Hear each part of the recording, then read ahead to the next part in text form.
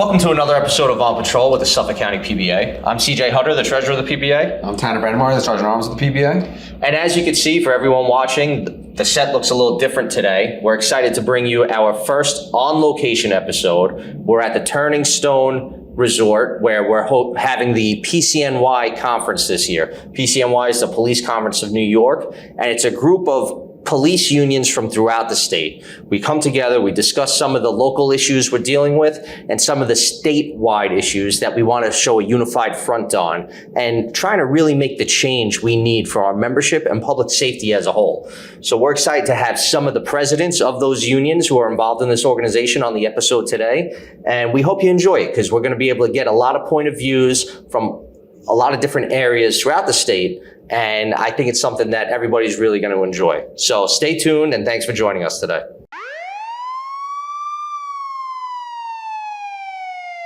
So we're here with Mike O'Meara now, president of PCNY, former president of the MTA PBA. Right? So Mike, being president of PCNY, former president of a PBA, just explain to the viewers a little bit about the value of umbrella organizations like PCNY and what we're doing here today at this conference. Well, the PCNY essentially is an umbrella organization, so unions join PCNY. We have a presence in Albany, so we advocate on behalf of professional police officers in New York State. Our primary function for the almost 200 member unions that are members of PCNY is to lobby the legislature, the executive branch, advocate at the AG's office and places like that. We have about 10 full-time lobbyists that come from different police departments across New York State. They're there present in Albany every single day that the legislature is in session. We have a robust agenda. Primarily, I'd say, lately also not only advocating for the benefits and enhancements of police officers in their professional lives is the defense we play against, certain, members of the legislature who have, taken a position that the police are evil beings and they want to punish us and incarcerate us and do things like that. So we have to increasingly play defense and try to tamp down bad legislation. Can you talk about some of the legislation you guys have dealt with this year, maybe, or even going further into next year? Well, this year's not done yet. This year's not done yet. We have a number of bills that still need action by the governor. But lately, with the advent of the new pension tiers, we have a lot of the members of the vast majority of members now in almost every police department across New York State are in the new pension tiers. Those new pension tiers have severely curtailed their benefits going into their future and their retirement. So the primary agenda on the positive side, trying to do things, is trying to enhance the benefits of the so-called Tier 6 members to try to get them to have a better benefit going into the future. We see increasingly across New York State that police departments are doing more with less. So police officers are asked to work a lot of overtime in a lot of municipalities. And that overtime isn't counting in their pensions in their future life. So it's something that rubs us the wrong way. It's certainly something that should people are being compelled to work. That overtime should certainly count for their future, for their benefits. So. Right, absolutely. And you kind of hit on it, but as time has gone on and more police officers are doing more with less, the state and a lot of the jurisdictions are asking more of those police officers when it comes to now monitoring body-worn cameras, right, utilizing them, which they've saved our guys on a lot of instances because it helps keep their actions in context, right, because it's not little cell phone videos that are edited or cut at certain points. You get more of the full picture, but they're adding on to our responsibilities. Some of the stuff that didn't even exist 20 years ago is now expected of police officers throughout the state. Yeah, the mandates that have been put on police officers and police departments, especially through the discovery laws and body-worn cameras and things like that, just it lumps on so much administrative responsibility for police departments and police officers. Everything we're doing is scrutinized. I tell young police officers when I was the PBA president, I said, when you step out of the locker room, you're on TV. almost 24/7. Everywhere you go now, transportation facilities, businesses, your own body, you're on camera 24/7. So everything you do is scrutinized, and everything you do has to be turned over because of discovery laws. It just creates a system where they keep on adding and adding and adding more responsibility and more oversight. I always say that the funny thing about the legislators and people that oversee police departments is that you take a 20, 22-year-old, 23-year-old young man or woman, and you send them to the academy for 6 months. In essence, that's basically what it is in New York State. Everybody does it a little bit differently, but it's around 6 months. And then you turn around and you send them out onto the street with a deadly weapon, and you ask them to be a drug counselor, a marriage counselor, an EMT, all of these things that they go through every single day, and you're trying to press that into 6 months of learning. Right. I people get angry at me. I have some healthcare professionals in my family, but I always use, and all due respect to, like, if you become an X-ray tech, you go to school for 2 years. And in a controlled atmosphere, you take a picture of someone, and it's very, very technical, and I get that. But it takes 2 years to learn how to do that. In 6 months, they try to teach us how to do this massive, massive job that is scrutinized at every level. Everything you do is scrutinized at the highest level between your own police departments, DA's offices, legislators. Everybody is looking at what you're doing and telling you did it wrong. But there is, and that's another thing. Every single police department has an academy, and every academy does things slightly different. And then you go to the Attorney General of New York State, and they tell you did it wrong. But that's that's the way we were taught. There's no baseline for what exactly you should be doing. Right. Our profession is Monday morning quarterback like no other profession. It really is. No other profession. Yeah, completely.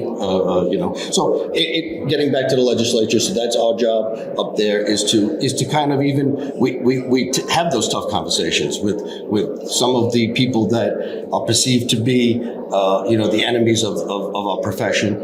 We'll go in and we'll sit down with them and we'll say, let's talk. What are the issues?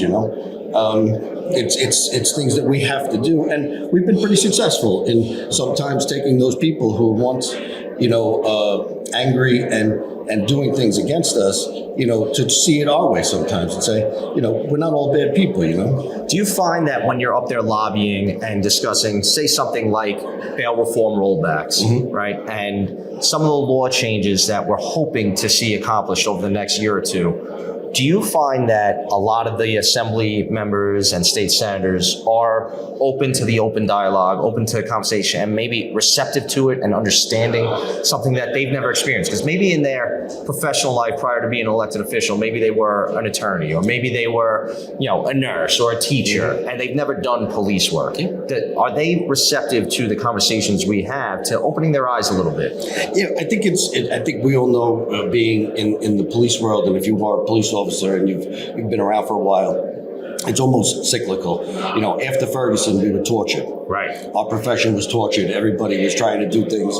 And then all of a sudden, crime went through the roof because they were handcuffing the police instead of letting us do our jobs properly. And it was because of, certain, people do things wrong, and they should be punished when they do things wrong, and they are being punished. But to punish the entire profession, we have to go in there and say to them, that's unreasonable. What we do. Right. It's reasonable to take away all of our tools and to do these things to our entire profession because of the bad acts of people that will be, taken to task and incarcerated and certainly, held responsible for their actions. But, that's what we do. We go in there and we speak to them and we talk to them about that, and we try to make them, see it from our point of view, and we do have some success in that. Right. And I'm glad you brought up Ferguson as an example, because that was one of my big motivations to starting this podcast, right? When we've been talking about it at the Suffolk PBA for years, and we finally got the ball rolling. But, we talk about we want to be able to tell our story. We want to be able to get our side of everything out there. And in Ferguson, we were battling a false narrative of hands up, don't shoot, right? That turned out to never have happened. Meanwhile, you saw commentators on certain news broadcasting channels, protesting on live television, putting their hands up saying don't shoot, right? And it was based on a lie, right? So it's important for us to be able to get our version of what happened, our point of view out there so that people understand what cops are going through in those split seconds they have to react.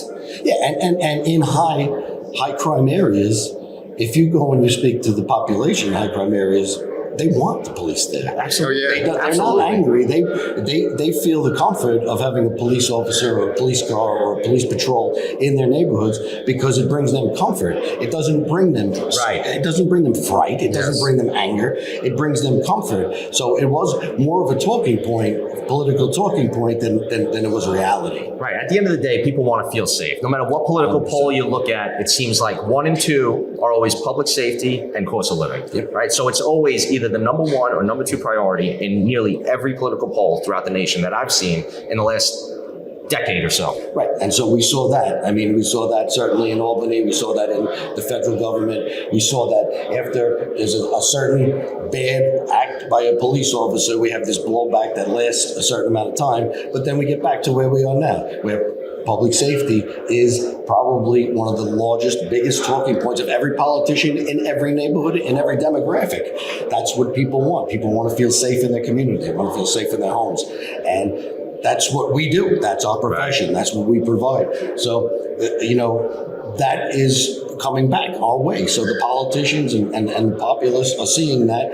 And now all of a sudden, police isn't a four-letter word anymore, So we're seeing more of that. It's coming back around. It's not fully there yet, but that's what we have to work on. We have to educate people about it. This podcast helps that. Right, absolutely.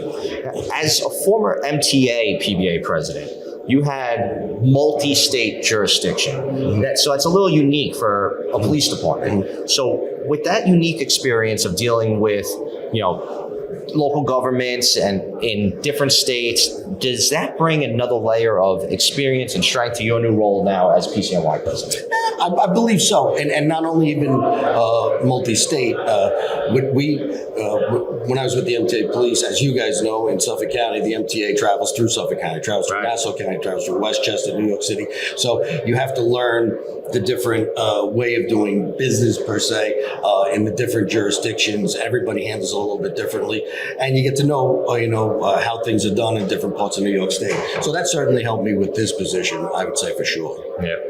Well, I think honestly, I think the PCNY, you guys do a great job. This is very important to having all these members together to fight for the issues that you're talking about right now, and hopefully it keeps growing and expanding, and we get better and better at it. So. Yeah, we're looking. I mean, right now we have approximately about 50,000 members. We're looking. This is our 100th anniversary, and we're looking to expand on that and trying to get almost all the. I mean, we used to have 2 statewide organizations: the State Association of PBAs and the PCNY.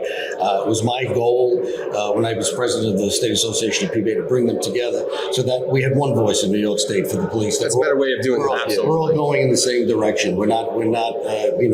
They're not picking and choosing who to talk to or who to get an opinion from. We're all trying to do it the right way and all the same way. And that doesn't. Obviously there's different opinion on certain. Well, we're unified as law enforcement together. We should be. We're unified in our profession, and we're unified as law enforcement in New York State. Yes. Yeah. Thank you, Mike. Yeah, thanks, Mike. We appreciate you joining us today.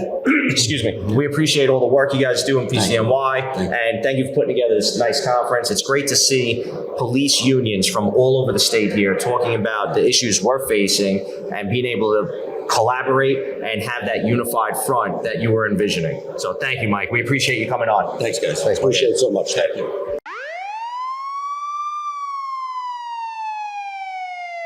Jeff Gross, thanks for joining us on patrol.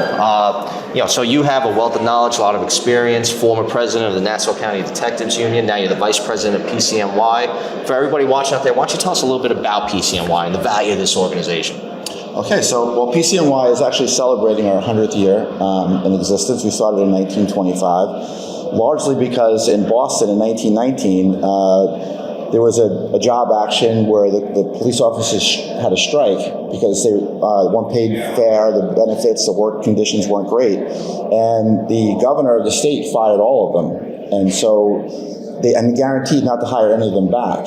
So around that time is when the police conference came, and that was because not only did they lay off all these officers in Boston, they hired new ones at higher benefits, better benefits and higher wages, the things that the members were trying to That's get. what they wanted to begin with. Right, so they didn't get it, and then the guarantee was none of them were going to be hired back. So the Police Conference of New York began, and it was just trying to unionize the membership and try to protect the membership from that kind of thing happening, where the working conditions are so bad and the salaries are so bad that guys would consider striking and quitting and to leave. And this was done on a statewide. That was done in the city of Boston, so the idea came for PCNY, and by then a lot of the departments had their own unions, and by then most of the departments had their own unions. So we're an umbrella agency. Our organization is really to do legislation up in Albany. In addition to what you guys do, I mean, you take care of every need that the person, your members need, whether it's a contract issue, an illness issue, a discipline issue.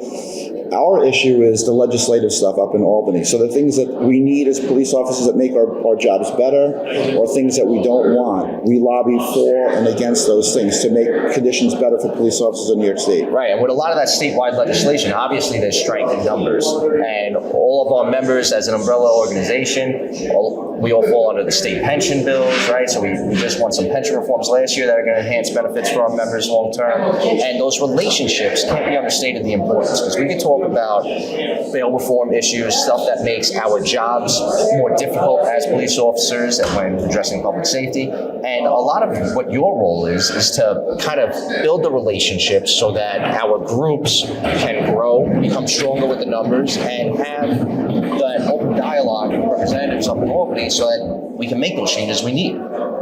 Correct. And what there's strength in numbers, as you said. Like, we represent over 55,000 members throughout New York State, but we only represent about 75% of the PBAs in New York State. So I would love to get 100%, because when we fight for bills, we fight for them for police officers in New York State, not just our members. Right. So we would love to have every PBA member in the state as a member, because that gives us more, strength and power to get things done. And also lets us know what's going on out there. The communication is better. And this is a good example of this, is that this conference that we're having is we have members throughout the whole state, whether it's, Buffalo, Suffolk County, and every place in between. State troopers, we have everybody here today. And, we do that, and we have a strong bond, and we hear about things that maybe Suffolk County doesn't recognize it yet. Right. But you can see it, and it's, that's coming our way. And then, you can plan accordingly and act accordingly. Right, and I know that dialogue and being involved in the umbrella organizations, the value it's had to us, but it also, like you put it, it opens our eyes to what's going on throughout the state and even the country too. President Napo's here, Mick McHale. So there was recently an issue up in Rochester where Rochester police officers backed up the border security guys, the border protection agents, and their local city kind of hung those guys out to dry and said we shouldn't be helping the federal government with some of their enforcement, what's going on. So it's nice for us to be able to go up and support other jobs when they're being faced with these sorts of obstacles, when they're just trying to keep people safe. They're not up there alone. Like even with Ithaca a couple of years ago, when they're trying to abolish the police in Ithaca, we all got together at PCNY and made sure that didn't happen. Now, a lot of that was because of this umbrella organization that we have. And I have to say, Suffolk County, you guys did such a great job on that. I know Ithaca appreciated it. I did whatever I could too, but you guys didn't hesitate at all to jump in there and support them. And their city was trying to abolish even the word police and get rid of the whole police department. And it was a years-long battle. They didn't even have any money left in their PBA to defend themselves. And then you guys came forward, and it shows that unity and that brotherhood, exactly what I'm talking about, is as far as these umbrella agencies to know what's going on in different areas, and then being willing to help, our brothers in blue, and that's what it's all about. Right. Now, for any of those organizations that are not currently part of PCNY, so maybe some of the smaller towns and villages throughout the state, how would they go about contacting you to join and become part of this group? They could just look at the Police Conference of New York. We have a website. My contact information is up there. The whole board's information is up there. But it's not even smaller departments. We have larger departments too that aren't members. And at one point they were, and now maybe 20, 30 years ago, and now they're no longer. But we would love to have everybody back. You know, I think for law enforcement in New York State, it's the best thing that we can do with everybody who is a member. Yeah, I agree 100%. I appreciate all the work you guys are doing up in Albany constantly. I appreciate the value of these umbrella organizations because strength in numbers is key. And that's how we're going to get the changes we need going forward to help the people who live here in New York State and America. And I agree. I don't, and I say this all the time, I don't know what it would be like not to have a lobbying group for law enforcement in New York State. Like if PCNY didn't exist, and Suffolk County had to do their own, and NYPD had to do their own. Right. You know, like, we would be fragmented because a lot of the legislators go, hey, well, that's not what Suffolk wants. That's not what the city wants. Right. Why don't you guys agree on something and then come back? Right. It's nice to have that unified voice. Right. So we can talk about those things now and get our priorities, and then we're able to focus on our priorities. But to lose the Police Conference of New York as a lobbying group, I mean, independently, Suffolk County PBA is very strong, NASA is very strong, NYPD is very strong. But the smaller ones maybe not, or even some of the larger ones have issues, you know. So we have to have this bond. We have to have this group. We're all better when we come together. 100%. Right. Strength in numbers. You know, if we're divided, we're going to fall. Right. It's like divide and conquer. It's like basic war strategy. Right. I mean, the stronger we are together, the better everybody is. I agree. Yeah. So, Jeff, thanks for coming on today. I'm a Appreciate big it. fan of you guys. Yeah. And at some point, we'd love to have you on for a full episode. Great. Thank you very All much. right. Thanks, Appreciate it. Jeff. We're back here on a break now at the PCNY conference. We're excited to have Joe Moran on. Joe's president of the Police Officers Union that covers the Syracuse area. And, you know, that just really goes to show the value of conferences like this. You know, we're from Suffolk County, you're from upstate in Syracuse, and it brings the whole state together where we can talk about issues and some of the obstacles our members are facing throughout the state. So why don't you touch a little bit on what's going on in Syracuse right now for your members? So Syracuse is located in central New York. I'm the president of the Syracuse Police Benevolent Association. To your point, CJ, the value in bringing all the police unions together for these seminars, we can discuss issues that are impacting us statewide. I can tell you here in Syracuse, which we're just 40 minutes down the road here from Turning Stone, we are having a major issue with retention for our members. So once our members become retirement eligible at the 20-year marker, they are leaving in droves. We have a decent longevity package in our contract, but yet, given the climate the police officers in this state are facing, it is still not enticing enough to keep our members once they reach the 20-year marker. They're completing 20 years of service, and then they're retiring and pursuing another job or just leaving the profession altogether. I can tell you I've contacted our local state legislatures, and a concept that we're really trying to pursue is the Deferred Retirement Option Program, the DROP program. Yeah. I've spoken with my members face to face. It's regularly discussed at our general membership meetings. And as you know, the DROP program, it's an incentive to keep members, police officers, active within their municipality. They retire from the pension system, but yet they continue to get paid by their employer while their pension package is put to the side, and then they can pull that from that 3 to 5 years later. Generally, you may be familiar with DROP programs throughout the country. I truly believe that a legislation like that members will be forced in a position where they will have to stay. We have lost 31 members to retirement this year. When we were at our peak, early 2000s, we had about 525 police officers or members. We are now budgeted for about 420, and our current standing of police officers in Syracuse is about 350 to 360. Wow. And we anticipate another 30 to 40 to retire next year if I've done my math correctly. So I think the citizens of Syracuse are going to start experiencing real legitimate pain based on the service that we're willing to provide. And if we don't put forth our best efforts to retain our members who are retirement eligible, because the cavalry isn't coming. Right. We are unable to effectively recruit the younger generation of police officers because they're just not there. And then institutional knowledge is walking out the door. Like when you can hire more cops, but then you lose all that knowledge, and it's not being passed on to the new guy, really. Well, and our classes used to average between 25, 30, 35 a class. For the past 3 to 4 years, we're averaging probably between 8 and 15. So when you're losing 30 to 40 a year, the numbers just aren't adding up. And like I said, I think our residents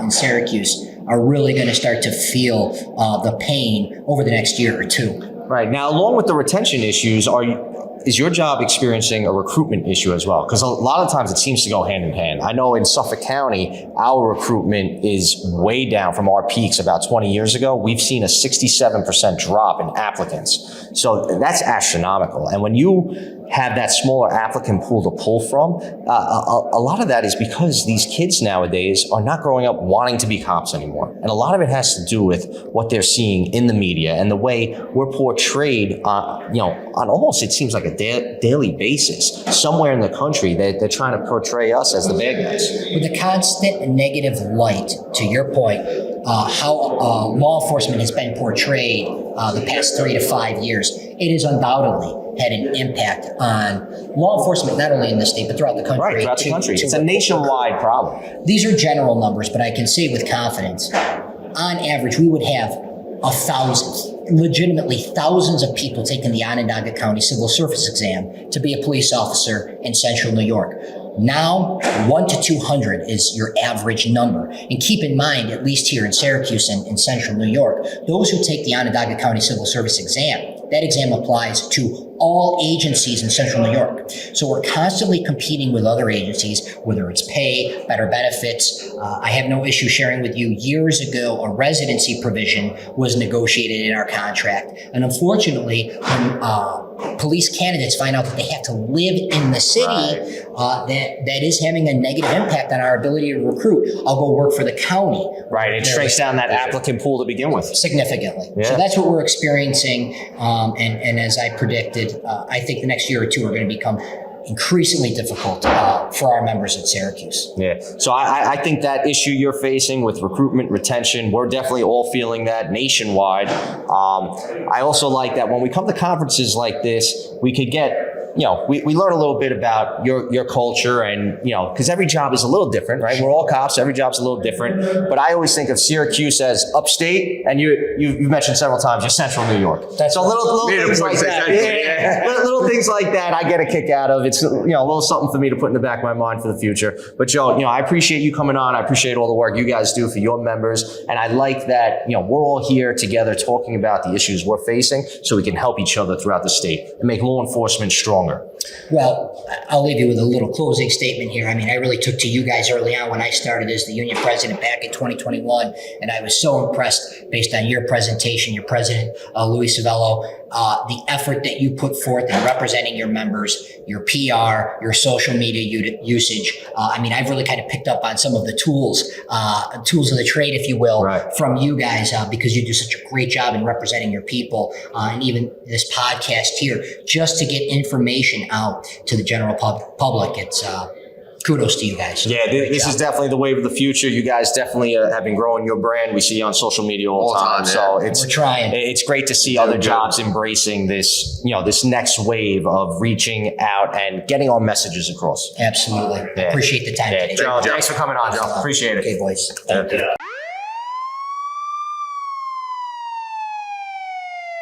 All right, we're back here at the PCNY conference. We got jobs from all over the state here, but we're excited to have Mick McHale. Mick McHale is the president of NAPO, the National Association of Police Organizations, and you've really become a national voice for police officers. So why don't you tell us a little bit about your experience in Florida and how you've grown to now be the president of this national group that represents 250,000 police officers throughout the country? Well, thank you. First of all, it's an honor to be with you all today. And for me, starting out, started my career in 1990, Sarasota, Florida.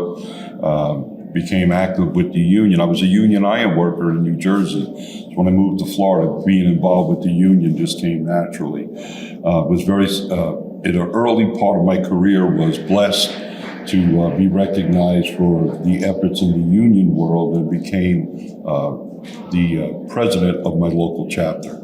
So in Florida, we have the Florida PBA, which is our statewide group, and then I'm the president of the Southwest chapter. Through the years, I've gained additional seats within the leadership of the Florida PBA, and today I sit as the statewide first vice president. I became the representative to NAPO representing the Florida PBA 25 plus years ago. And again, in that, NAPO was established in 1978, and you're correct. We're similar to the PCNY, whereas we have a national gathering of all the unions that advocate in the nation's capital on behalf of law enforcement. So it's a complete team effort. Again, I was blessed along the way of achieving electable positions within the NAPO leadership organization. And I currently just was recently reelected, and I am now serving my 10th year as the national president of NAPO. And it truly is a highlight of my career because I get to interact all over the nation with the respective groups. But as I say all the time, it's a team effort. It's no one individual. Nobody has the answers. We go, as a matter of fact, I had the honor of attending a memorial service for your agency a couple of years ago, and that opened the door and the friendships, and now the leadership of your group. It's just a continuous evolving system that we have, and it's one of the things that we do practice at NAPO is we operate from the ground up. We're not an association that dictates and mandates political positions. We get our instruction from you. Right. We get our instructions. We get our desires. We get all of that we try to accomplish comes from the local groups, and that's why we're the voice for you back home in Washington, D.C. And as I often state, what's very important is when the leadership of your respective unions comes to D.C., because obviously politicians seek our endorsements. They want our endorsements. They want our money. And yes, you vet them back home. You select whom it is. Hopefully you have a successful selection of your legislative process. But when they get to D.C., it's a long way from home. Right. So when you visit and we go to that office, that elected officials side by side, shoulder to shoulder, now they have to pay attention because it strengthens our position at the national level. And obviously it strengthens yours that, hey, we're not just a handshake and a check. We're monitoring what you're doing on our behalf. We're coming in to check on you, basically. Exactly. Showing up. Well, want to hold people accountable. Yes, and I think it's very important because it opens a lot of doors. What we, and the function that we perform is we have an excellent staff, and our legislative director will literally make all the appointments. So it's just a matter of contacting our office. You have the appointments already set. You know, you get down to the Capitol, you have direct access to the people who are most important. And as you're well aware, there's a lot of legislative bills that impact our profession all over the nation. Throughout the country. Yeah, exactly. Absolutely. So, we talk very often about our presence in Albany and the importance of having guys like Chris Wolf, our legislative director, up there working with the rest of the legislative directors from PCNY. Mm-hmm. And you're kind of that same model, but on the national level. Exactly. And I know just recently you guys have gotten a few things done that help police officers that maybe police officers in New York State weren't aware were issues for police officers out in Missouri or out in Nebraska, right? I know there was something recently with the Social Security. Yes, HR 82, and that was, it was 40 years in the making, 40. And there were many people that didn't believe we would ever see the day. And you're right, underneath the last administration, I had the distinct honor of being there and watching President Biden sign it into law. And what that was, it was an offset penalty. And I know throughout the nation, anyone that was in a qualified pension plan that was not contributing to Social Security was penalized when they needed that money the most. Right. This wipes out the penalty. It was retroactive. It was a huge taking for us. We have been very instrumental in the Zadroga Act as well. Right. Getting and that hits home to us in New York. It sure does. Yeah. And it getting the money which these men and women richly deserve. I mean, we're 24 years past that tragic day, but we're still losing. We're losing. There's more people that have passed away from cancer-related illnesses that tragically lost their lives that day. And I don't think that the public is fully aware of that. It's our job to make sure that that message gets out. So rightfully so, the surviving families and the men and women that were on the pile, they've developed, even a scientist couldn't figure out the types of cancer that they were faced with, dealing with, and unfortunately died from. So, and you're right. Myself personally, I'm one of the core lobbyists in the state of Florida. So we have our legislative coming up. I physically walk the halls, lobby in the state. And that's what I say. There's no one-stop shop. There's no one answer, one size fits all. I think collectively we all learn from each other. There are, things that work in your area that we can adopt in Florida and vice versa. Right, we could definitely learn from each other, right? Because throughout the state, different states have different laws, especially when it comes to union protections and rights, retirement benefits, right? That's why a lot of people in New York may not have been aware of this Social Security issue that a lot of police officers were facing. One of the things that we focus a lot on too is the national narrative, right? Around policing and the way we're sometimes painted on, certain networks like CNN or MSNBC, where it seems like they're painting us negatively more often than we should be, or more often than we deserve. Just earlier in this episode, I highlighted how during the Ferguson riots, they were talking about hands up, don't shoot, right? And it never occurred, right? So there's false narratives getting out there. So I think that the importance of that national voice is only growing as we need to be able to get our story out there and be able to show that the police officers are out there trying to protect the public, have the right intentions when they're trying to make an arrest that sometimes doesn't always look pretty on TV.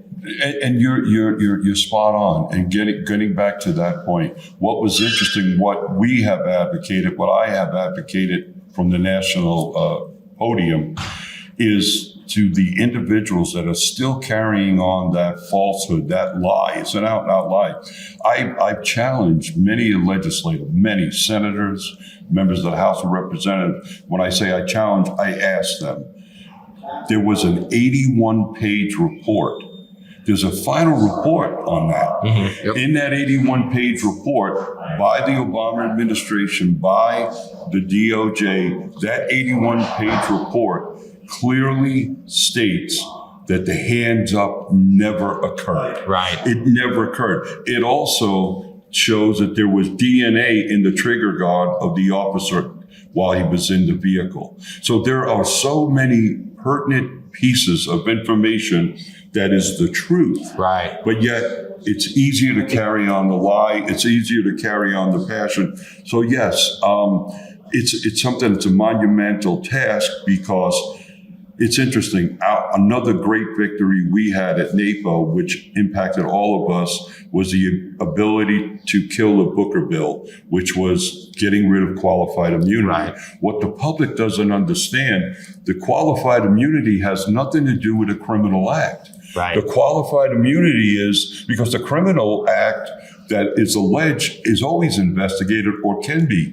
The qualified immunity is when you're acting in a scope in your duties and responsibilities, and you take an action, that is what you're protected. Here's the interesting thing, that the public, I don't believe, is well-versed. Politicians have absolute immunity. Right. They're not. They have absolutely. Right. Absolute immunity. You'll also notice you never see a politician, especially in DC, go under oath before a committee. So you see this fighting going back and forth, but I don't think that the public, a majority of the public, fully understands that even when they're attacking each other, or they're attacking a platform, or they're trying to prove a point, they're not under oath when they're saying it. That's completely different than our profession. We take an oath. We uphold that oath. It's one of the only jobs in the world where you're tasked possibly to take somebody's life and liberty, right, at a moment's notice. So yes, we pride ourselves on having the best of the best within our profession. And I have yet to meet an officer or a leader of a union to say, well, listen, I advocate on those who are in the wrong, right? We all want to put the handcuffs on the dirty cop. Right. We're going to be the first in line. A And we're gonna- dirty cop is a bad guy. That's what we're out here Exactly. trying to get rid of. And we don't, and you all know this, we don't give 1,000% coverage on officers' actions. We have a duty and responsibility to our respective boards to say we have a legal defense benefit, but that legal defense is as long as you're acting within the scope of your employment and you honestly were performing those duties. The other stuff, they're on their It's own. not covering dirty cops. No. And that's a big falsehood. Yeah, that's a big misconception. People think that the unions are out there covering up dirty deeds, and that's not what we're doing. We're representing our members. We're protecting their rights under the Constitution, their contractual rights, Yep. and we're making sure that we get fair compensation packages so our members could live with dignity out in the real world. And that's the key. And that's why that Social Security was so important. Yeah. Because when you retire, we've all made those personal sacrifices. And the champions of all of this are our families, our children, our spouses. They our deserve those siblings. benefits, 100%. Exactly. And you've worked for that. See, I always take a position, a city, a county, a state, the federal government, you didn't give me. You're not giving me. I'm earning this benefit. Right. I'm earning my pension. I'm contributing to my pension, right? And for 30 years, the average career now is anywhere from 25 to 35 years. People are having to work longer because they have healthcare issues, right? Healthcare A lot of issues and agents- life expectancies too. And we have that proverbial gap. Because if your Medicaid, Medicare benefits don't kick into 65. A lot of people are finished with their career at between 55 and 60. They have that whole period that they don't have health care. So, the post-retirement health care is a very important piece that we're trying to work on to secure. And again, you made the sacrifice, right? You're at the end of the career. That's why this offset was horrible, that now when you need that money, you're now being penalized. It no longer exists when I refer to the Social Security Act, because we don't have that time to go work an extra duty detail, minimum staffing. Right. You're retired, right? And I think, again, there's not gluttony, although it's portrayed, and very few people in the United States could do what we do, but we choose to do it, right? There's no draft in law enforcement. Right. It's not like years ago, we had wars, we had drafts. You don't get drafted to be a law enforcement. You volunteer. You come in, you pay your dues, you do your duty, and you perform a function, and you protect people, and you're willing to lose your life for someone you never met.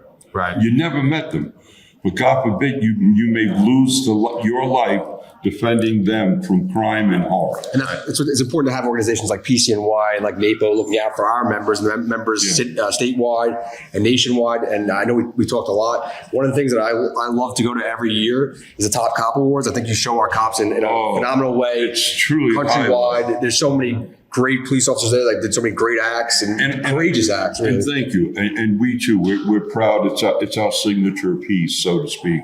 And what's important is you don't have to be a NAPO member for the recognition. And I know that there are organizations that, hey, the awards are meant for the active members of it, the profession. We took a different approach. If you are a member of law enforcement anywhere, actually, we have international cases as well, that someone puts you in for the recognition. There's a whole procedure that takes place. And yes, you're right.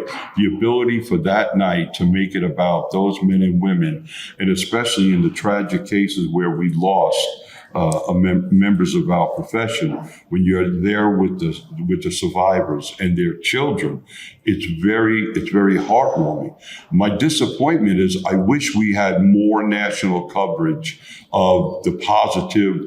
I think we agree on that, right? Yeah, 100%. I love to see really that. do. We try, and as you would probably imagine, it often comes with a hefty price tag. But as you've experienced, we're able to get actors, we're able to get celebrities to come in from the sports world, television, and as well as cinema.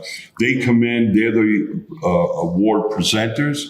And they're truly humbled by the experience. Oh, it's great. humbles me, yeah, every year. You know, when we attend those awards, we say every year, this is like the Emmys of police work, Yes. right? This should be a show that gets picked up by, say, Netflix or Amazon Prime. Or somebody should be airing this show every year and show the heroic work that cops are doing throughout the country. Yeah, and I agree, because again, it's as I stated a little earlier to the body upstairs.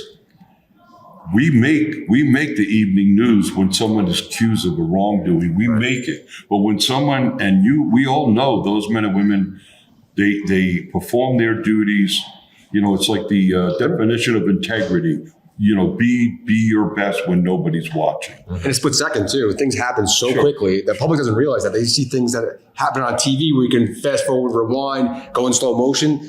Policing doesn't work like that. No. And then there are, and believe it or not, there are members of the media. Several years ago, I remember seeing it, where many of the agencies bring them to our training facility in the shoot, don't shoot scenarios, and they put them there, and you're seeing them, you know, shoot and kill innocent people, bank robberies, they're shooting the The ladies. civilian academies. Yes, Yep. and I think it gives a better perspective.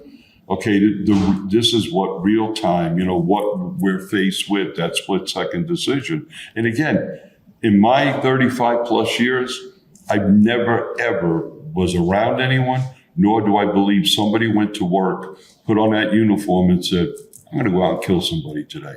Yeah. It doesn't exist. I agree 100%. It doesn't exist. Yep. Yeah, I've never worked with that guy that I felt like was out there with the bad intentions. It just doesn't happen. It's very rare. And unfortunately, those rare cases are what have taken over the national narrative for 2 decades. And like I said, I think for me personally to be here, it's an honor, because it's the ability to interact with gentlemen like yourselves and others that are leaders of your respective state and even a portion of your state.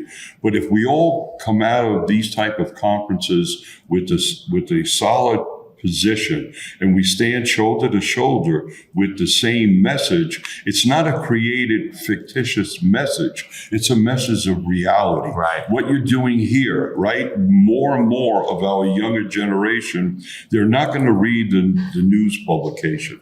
They're not going to read maybe even the emails, right? But they're going to watch, because that's what they're used to, right? They're used to the podcast. They're used to saying, hey, and then obviously you have the ability to edit it before it goes out, but they have the ability to edit you as well. Right? You listen to what you want to listen to, but I think collectively, you know, your ability today to interview the respective leaders throughout the state of New York is of the great importance, because we all have the same issues. And that's what at NAPO, it's just on a grander scale. So the guys, the recruitment problems that exist in LAPD are the same that you face in New York or New York City. And again, we have all 4 corners of the major unions and organizations in the state of Hawaii are all active members of NAPO. And we represent, we believe, the highest number of active law enforcement officers. Other associations include their retirees. We advocate on behalf. Now, don't get me wrong. If we help create the benefits that a retiree should enjoy and earn, but our main focus is to get that message out to our nation, and especially those in Washington in the leadership. The real-time experiences that we have and the ability, and NAPO has always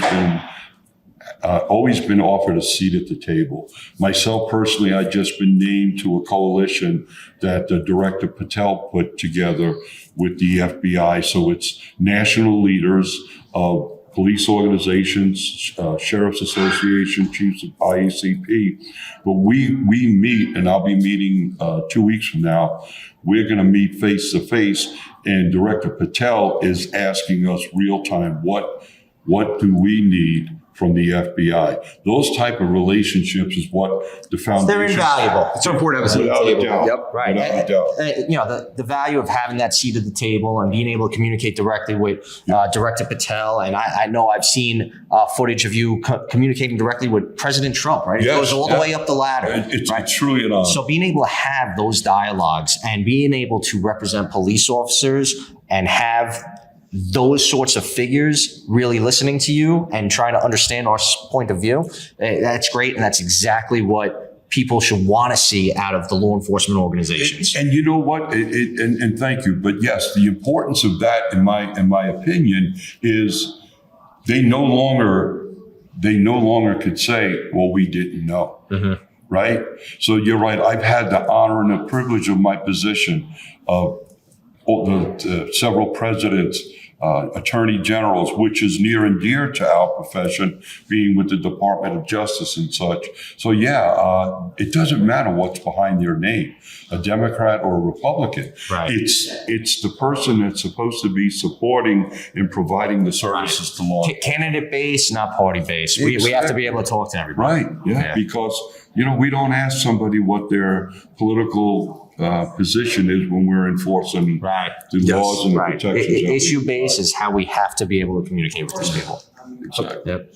Thank you for joining us today. Hey, thank you for all you do for us. Appreciate Thank you. it. Now, for anybody out there watching, if there's any organizations that aren't a member of NAPO yet, how can they get into contact with you? How can they join? It's very and your social media now, it's definitely growing. Yes. NAPO, NAPO.org. And it has a whole laundry list. It shows you, as you're well aware, we do a Washington report on a weekly basis. We have the bills of importance that we're monitoring and we're advocating. And, any organization, it's a matter of filling out the application, the due structure, everything that you need is Very simple. connected. Yep. Thank you, Mick. We Thank you. appreciate everything you do. No, you got thank to you. stay safe. Thank All you right. again. Well, we're here at the PCNY conference with Comptroller Tom DiNapoli. Tom, it's great to see you again. You're actually a repeat guest of our show now. And it's great to see you be able to make the rounds with your busy schedule and come to conferences like this and speak to all the police unions throughout the state. Yeah. Well, PCNY is such an important voice for all of law enforcement in New York. And it's great to see the wonderful turnout. Folks from all across New York State are here and sharing ideas and really coming up with a unified voice on behalf of police. And I think that's so important. Right. So as manager of the pension fund, which is one of the biggest things that our members are always concerned with, what is the status of the fund? I know you put out a pretty good report recently. I'd love to share it here. Sure. Yeah. Well, we're in good shape, right? Yep. And, our investment goal is 5.9% return, long-term goal. Mm-hmm. We ended the year, we value the fund on March 31st, 5.84. So just on target. Just on target. Yep. So, our 5-year, 10-year, 15-year way exceed that number. The most important thing is we're about $283 billion, one of the largest pension funds in the country. But what's most important is how much money do we have in assets to pay for all those pensions? So we're at about 92% funded. So anything in the 90s is virtually a fully funded pension plan. That being said, there's a lot of volatility in the markets. Lately, they've been up in ways that people don't really understand why. Mm-hmm. But it's important for me to mention that not all of our money is tied to the stock market. That is the biggest part of our portfolio, but we do have fixed income that's safe, and we do have alternatives, real estate, private equity, and so on, to be a counterbalance to the volatility of the stock market. So I'm confident that we're in good shape.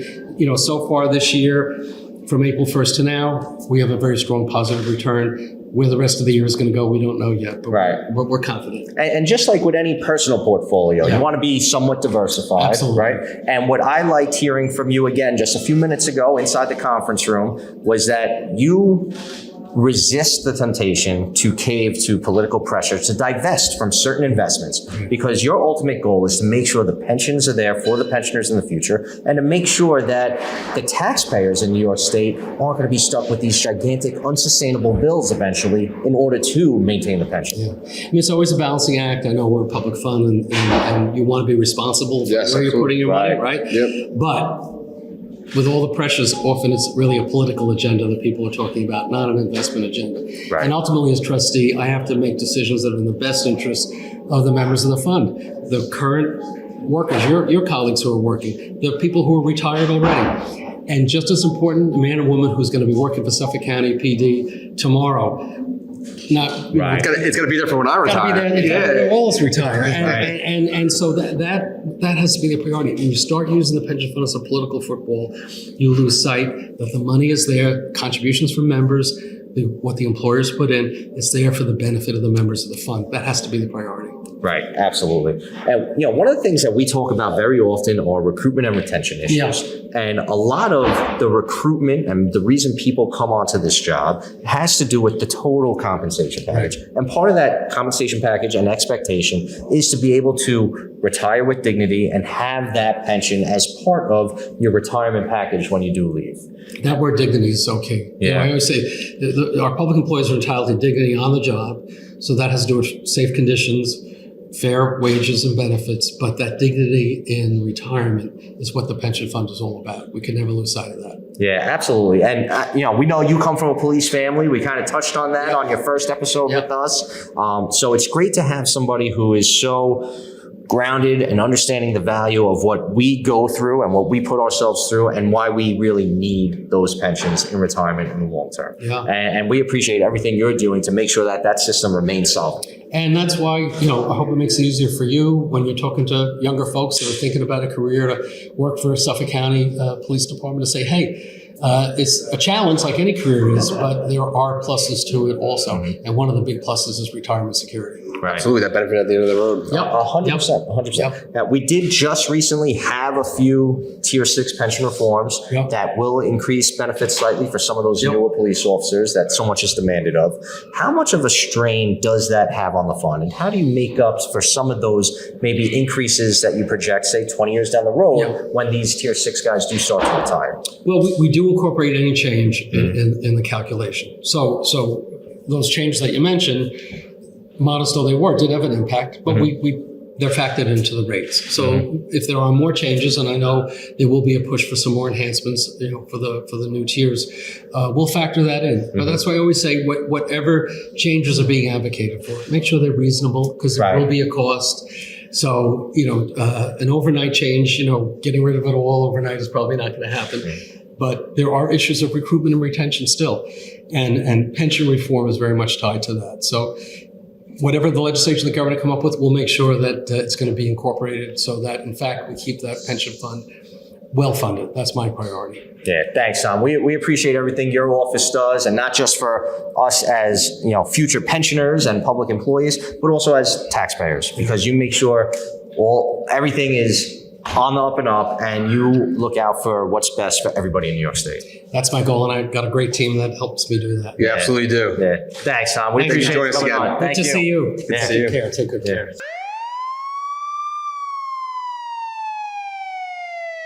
We're still here at the Turning Stone Resort for the PCNY conference, and we have representatives here from throughout the state police organizations. Now we're excited to have Charlie Murphy on. Charlie's the president of the New York State Troopers PBA. Pleasure to be here. Yeah, so Charlie, you have a unique role where a lot of us represent either a county, a town, a village. You're statewide. Yes. So you have to deal with all sorts of issues in all sorts of areas. How difficult is that, where you might be in Albany, but dealing with something that's going on in Buffalo, or dealing with something that's going on in Troop L out in Montauk? I could lie and say it's super easy, and it's not. Oddly enough, my guys and girls down on Long Island are much different than what I have in the middle of the state, which is very rural. Right. And their concerns, as far as even what they want, job opportunity-wise, what they want for pay, vastly different. Right. And then when it comes to the critical incident and the response, up in the North Country, it could be 2 hours for someone to get out there to help them. It's wild. Get them actually protections, have a representative there. So we manage it, but it's difficult. Right. Yeah, there's definitely obstacles there that you face that we don't.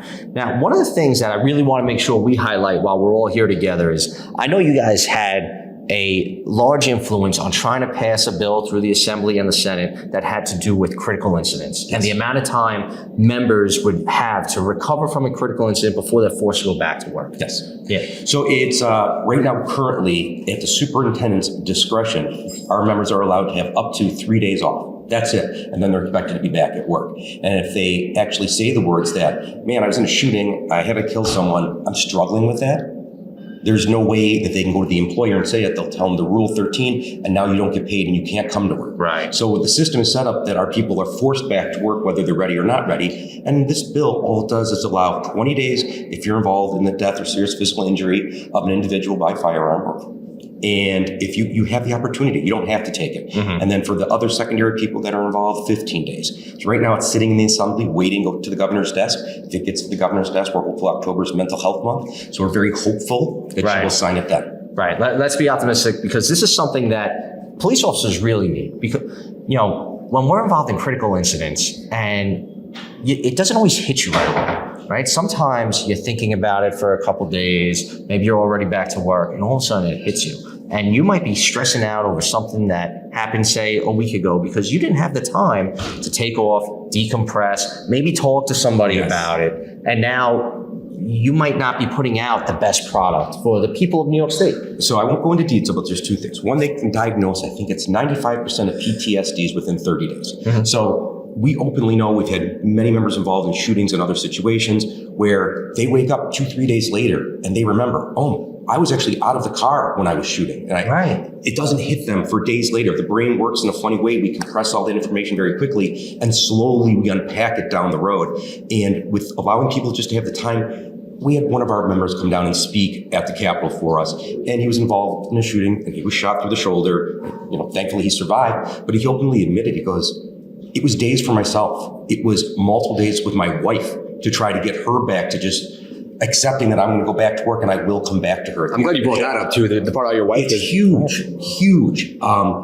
Because we know all of our friends, once we get in this profession, speak to us about, hey, I saw one car stopped over here, or I heard about what happened. Right. We don't, guys, I know a lot of things are going on, but I don't know every detail of every police agency all over, but they expect that we do. So we see it more and more that now, all those friends from high school, all those friends from college, the buddy from your bowling league or whatever you're into, they're all calling, they're asking, they want to talk to your parents if they're still alive. They want to check on their kid. Right. It's incredible how many people want to talk to you. Unfortunately, one, either you don't want to talk to them about it, or you're still so emotional about it that it's hard for you to express any feelings. You bury it and you just kind of walk away. Right. And sometimes it's difficult to talk about things like that with, say, just family and friends, because maybe they're not police officers. Maybe they don't run the risk of running into a similar situation that we get involved in.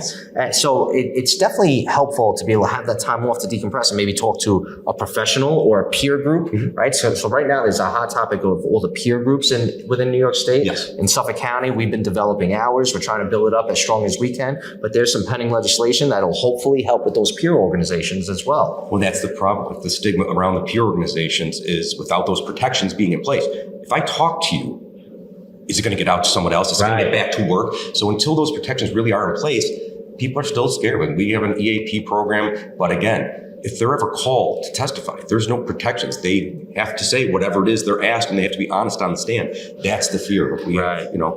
We've already seen it. We've had members, go to trial for being involved in critical incidents. Thankfully, we've had an acquittal on that, but we still have another one to go. It's a different world for policing, and people are scared to speak about it, especially if they're involved in something. Our members deserve the protection of when they get involved in an incident like this, that to have the time to kind of decompress and then get back out there too, like you said. Perfect example, I won't use the name. I had someone involved in the shooting. They work in a city environment. They were in a pursuit within a week on the same road that they were just on that ended with the shooting.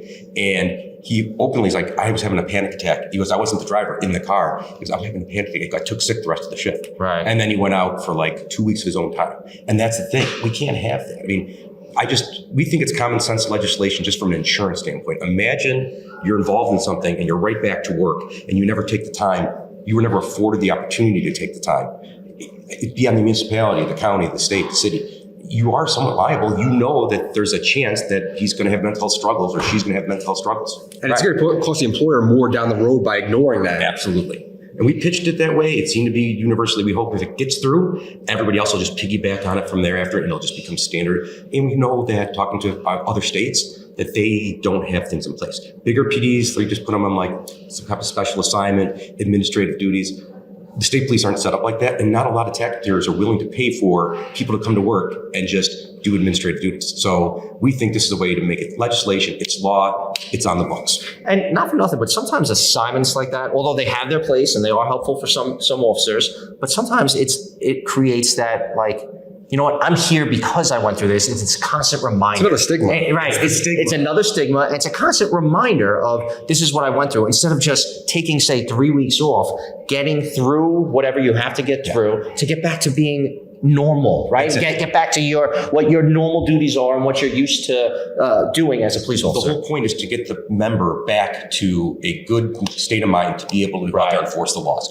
If I'm sitting at work knowing that I really am odd being here, I'm still going through some stuff, you're never really getting the time to actually heal and think about it. And for other people, they want to get back to work. That's why this is optional. It's just optional. You can use it if you need it. We know, and we would encourage most people to use it. Yeah, absolutely. It's Another tool in the toolbox. It is, and we had that on the governor's joint task force on mental health. You know, I said the unpopular thing, which is, you know, either you mandate it, but if you say, oh, guys can or cannot, but then if you do, everyone's like, oh, you know? So this removes it. Guys just say, oh, I'm going to take care of my family for 20 days. Right. They don't have to say anything about themselves. They're just Right. taking care. My wife just wants me home for a little bit. Right. It really shook her up. Okay, great. 100%. And, you know, you brought up, you know, I'm going to stay home, take care of my family. Tanner highlighted that. In Suffolk County, when we just recently finalized our contract, we left language in there that will create a joint committee to address some of the mental health concerns within Suffolk County. And I got to give him credit. Jason Richburg, one of the local legislators,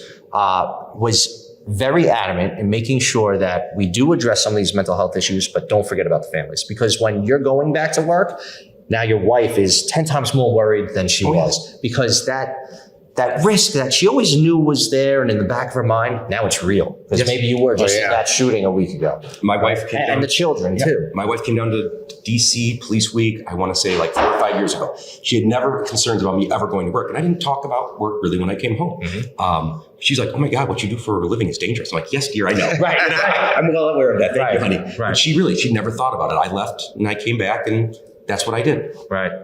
So, Charlie, you know, obviously we already mentioned it, your statewide organization. How helpful is it for you to be able to come to conferences like this and speak to some of the smaller towns and villages and counties and kind of just get an understanding? Because maybe you'll hear an issue that we're having in Suffolk County that maybe Troop L didn't actually verbalize to you yet, and you might not be aware that maybe there's something going on. So as you saw in this conference, we always have a good group of personalities, and there are many topics that statewide, I feel over here, locally, they feel differently. Right. Coming here, everyone gets a chance to hash it out, and you find out maybe the nitty gritty of why a local person in the town of whatever feels a way versus how I'd heard about it up here. Oh, they were great. They love them upstate. Okay, you're going to be great. That's very helpful to get there. And there's no other way that I get to kind of see how my membership, which is statewide, is, you know, interacting with other local municipalities, because sometimes we find out there are some conflicts, and we can kind of bridge those divides by coming here and kind of hashing things out. Yeah. So, you know, one thing, and I'd love to give you and Andy Davis credit, you know, when you guys, when you guys took over the state troopers PBA, Andy reached out to me right away. He wanted to make sure there was no upstate, downstate animosity. He wanted to make sure everybody was going to be in this together, work together, one cohesive, unified unit. So I was very lucky when I was just a delegate. I had guys all the way down into New Rochelle, and I had people all the way back to Buffalo. So I've always had that little ability to know kind of what's going on down here and what's going on over there. It's been very helpful. And that's the way we kind of want to always consider ourselves and carry ourselves, is we're nice with everybody. We don't want any conflict, because at the end of the day, if I'm rolling on the ground, I know you're going to stop and help me out. You're not going to sit there and go, oh, that's the state police guy. We're not helping them. And I know that's how most police officers feel. Yep, absolutely. Charlie, I appreciate you coming on. It's great to see you. And it's great, you know, it's great to be able to talk about all these things and inform our members and the public about the work we do when we're at these conferences. They're doing good things. Thanks, Charlie. Thank you. All right. You too.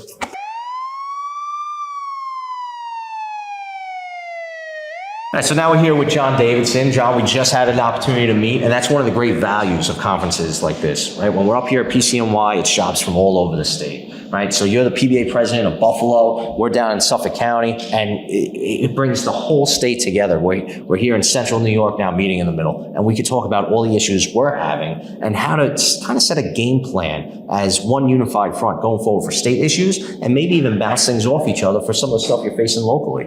Absolutely. The PCNY conference is a great time to get together and kind of share information and just get to know guys from other departments and see what's going on in your municipality, and then share how to maybe attack some issues. Right. So we were talking a little bit prior to coming on air about some of the healthcare obstacles you're facing right now going forward, and you're a self-insured plan, much like Suffolk County is, and you're kind of going through a tough negotiation right now, and you're worried about losing some members prematurely.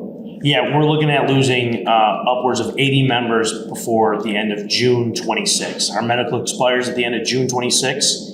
Without any extension, we're going to lose 80 members, actually 82 members, and the biggest deficit is going to be in supervision. We currently have 103 assigned to supervision. The minimum is, we're 3 over the minimum. Okay. So when we have 21 go between now and June 26, we only have 7 eligible to be promoted from the list. Wow. So there's no way to avoid that gap in supervision. How do you replace that? You don't. You can potentially try and promote, but it would be out of contract.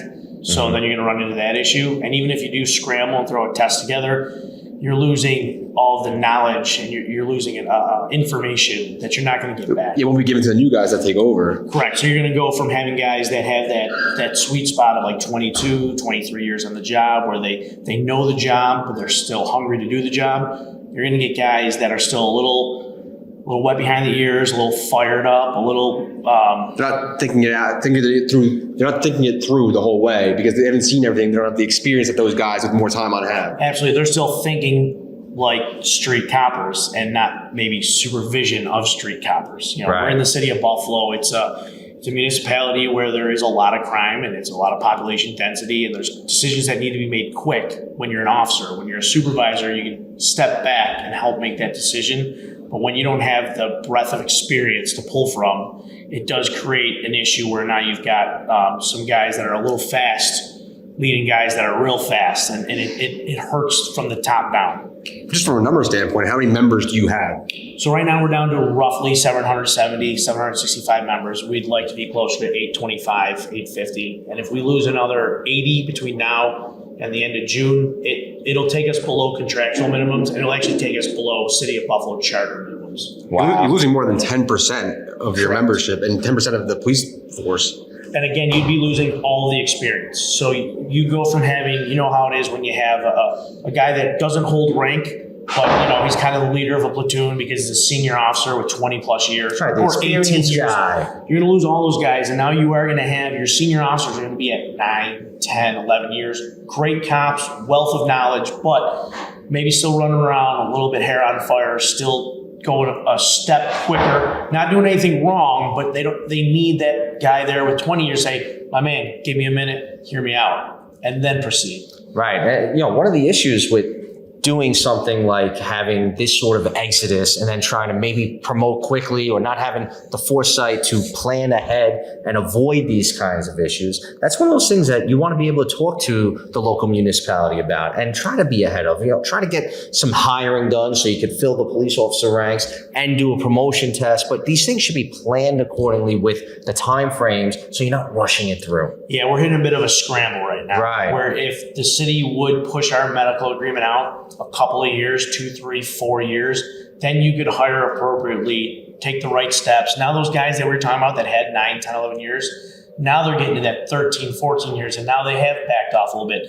They're married, they've got kids, they've got things to think through. It's just a different perspective when you get to the, in your 40s with 10 to 15 years on, opposed to when, you're 25 years old, you got 2 or 3 years on the job. It's just neither one's wrong. It's just, That experience is valuable on the job. It Absolutely. really is. Yeah. Now, has there been any talk of stripping retirees of health care? Or is it more of, as long as you're retired before a certain date, you know what you're going to have? Yeah, so we are an all-inclusive union. We have no separation by rank. So we look to protect the retirees. We look to take care of the new guys. We wouldn't put anyone on the back burner for the current time being. Right. So that is one thing. If possible, we'd like to have it just pushed out a couple of years as is. Right. As is, almost like a continuation bill, right? Absolutely. Kind of like what's going on in the federal government right now, right? Right. The Republicans want this continuation bill. Just give a few more weeks to try to hash out some details. let's look for no changes, continue on the path we're on, and buy some time. And that is what happened. The medical we're currently under was negotiated a long time ago. And 7.5 years ago, it was just extended for 8 years. We're just reaching the end of that 8 years. And the current mayor has been understanding and been very pro-police. We're in a bit of limbo in Buffalo because we don't know who the next mayor is going to be. Okay. The current mayor did not win the Democratic primary, so we don't know for certain who the next mayor of Buffalo is going to be. So it's hard to get into these negotiations when you don't know who's sitting on the other side. So the incumbent lost his party's primary. Correct. Right. So, in New York City, they're facing a potential situation where they're going to be having a very far left mayor because that mayor did not win, the incumbent mayor did not win his party's primary. Do you feel like you could be potentially facing a similar situation in Buffalo? Similar is an understatement, I believe, is what we're facing in Buffalo. The election isn't answered yet, but Right. Buffalo is a by and large Democratic city. So it feels as if the person who won the Democratic primary is very most likely going to be our next mayor. We haven't had any conversations yet. I'm hoping that we can have a cordial relationship. I hope that people understand that policing and safety isn't partisan. It doesn't matter what your political affiliation is. You want to live in a safe neighborhood. You want to be able to visit a community. You want to be able to have tourism. And that comes regardless of where you stand, left of center, right of center. The policing is we do it for everyone. And any candidate for a position such as mayor where you're running a huge municipality and have employees that have these problems should understand that, and they should be seeking information and to get more knowledge of what's the best course of action when you take over. Absolutely. And understandably, we're in New York State, so we've got New York City, right? Biggest seat at almost any table you go to. However, we are the second largest city in the state of New York. And if you were to pluck us out and drop us in several states, we'd be number 1 or 2 in most states. I believe, depending on what metric you use, whether you use, city proper or metropolitan, we're a top 60, top 50 city population-wise in the country. So we think that we've got a lot of skin in the game when it comes to not just our citizens, but visitors, tourism. You want to have safety regardless. Public safety is so important. You can't understate that enough. Yeah, regardless of what your political affiliation is, you want safety. You want your kids to be safe. You want to send them off to school and not worry. You want to go on vacation and be able to have dinner and not worry about, what's going to happen to your car while you're in the restaurant. Things of that nature. Right. And if people don't feel safe in a city, that's going to affect tourism. That's going to affect all other sorts of economic downfalls for the city's income and ability to, stay afloat and operate. And I think we see that in the Northeast with the Rust Belt. I think you see that there's some cities that people do not want to go to. Right. There's a lot of travel, youth sports up in Western New York where you get that schedule, you go, I'm not going to say any cities right now, but you see it and you go, we're not going to that one. And I don't want Buffalo to become one of those cities where you're getting ready to play a tournament or a softball game and you say, we're going to skip that one. All right. You're not going to make the trip from Rochester or Michigan or anywhere else because, I don't know about Buffalo. They're not safe. They don't have enough cops. They don't have enough supervision for their cops. I don't want it to come to that because PBA members and Buffalo police officers love the city of Buffalo. We live there. Our parents live there. Our kids go to school there. We're not the adversary. We love the city of Buffalo. We want it to thrive. Absolutely. Yeah. What's been one of the biggest holdups with the ongoing negotiation? Is it as simple as the incumbent mayor just not winning? Or was there dialogue prior that was really, you were drawing like a hard line, they were drawing a hard line, and it was kind of hard to come together in the middle? For us, it's no hard lines. We had a mayor who won 5 terms in a row and then left mid-term of his last election term. So the way our charter works is that the president of the Common Council elevates to mayor. Okay. He then didn't win the primary. So we've just got, in a short amount of time, 3 different mayors. Okay. So it's just, who do you sit down with? Right. Does the Common Council want to do anything for a mayor that may or may not be their boss in 6 months? So we're just kind of running into who to negotiate with. Right. I believe that a contract can get done relatively quickly because my biggest thing is unifying. I really like to speak and get coffee with people and work together. I don't foresee too many potential pitfalls in a fairly quick bridge to your contract. And hopefully the new mayor will be reasonable to that. And that's our thought process.